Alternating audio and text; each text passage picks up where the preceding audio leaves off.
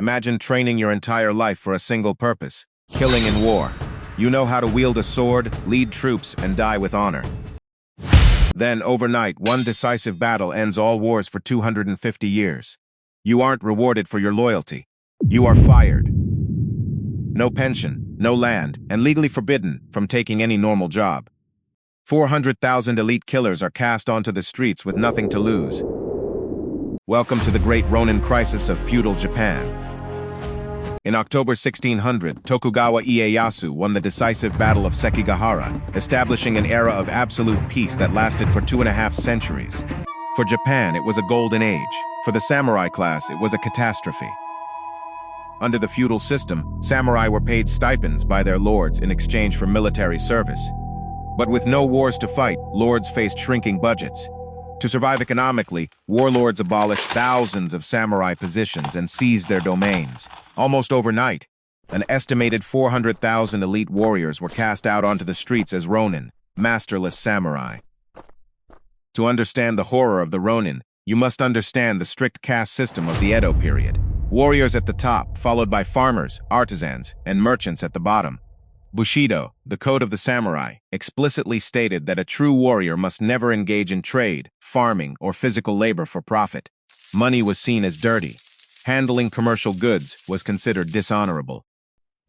Here lay the lethal trap. If a Ronin picked up a plow to farm or opened a small shop to sell tea, he broke his warrior code and was stripped of his pride. But if he refused to work, his family starved in unheated wooden shacks. A man trained to slice through iron armor was helpless against the slow, silent sword of poverty. Desperation reshaped the legendary samurai. In the back alleys of Edo, former castle guards were forced to craft paper umbrellas, weave lantern frames, and assemble bamboo cricket cages for a few copper coins. Master swordsmen who once commanded hundreds of men spent 12 hours a day pasting paper onto wooden ribs in cold hovels.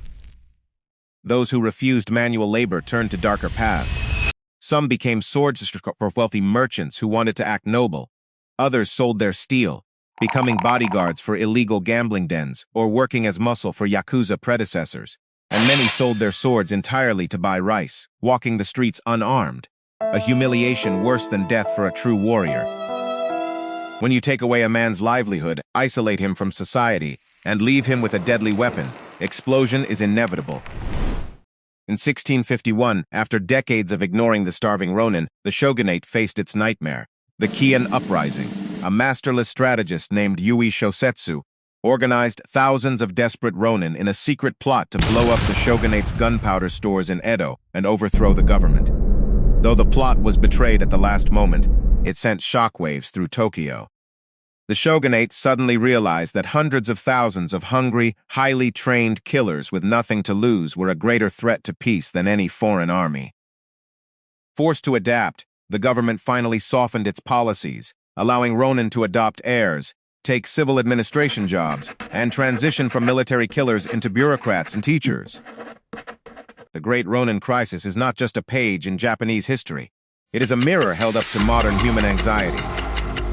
What happens when the skill you spent decades mastering is rendered obsolete overnight by technological or economic shifts? The tragedy of the Ronin was not that they lacked strength or discipline. It was that their entire identity was tied to a world that no longer existed. Survival did not require a sharper sword.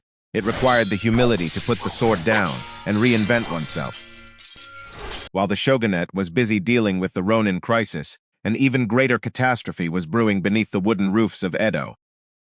In 1657, a single spark would ignite a 3-day inferno, melting the capital and killing 100,000 people in the Great Meireki Fire.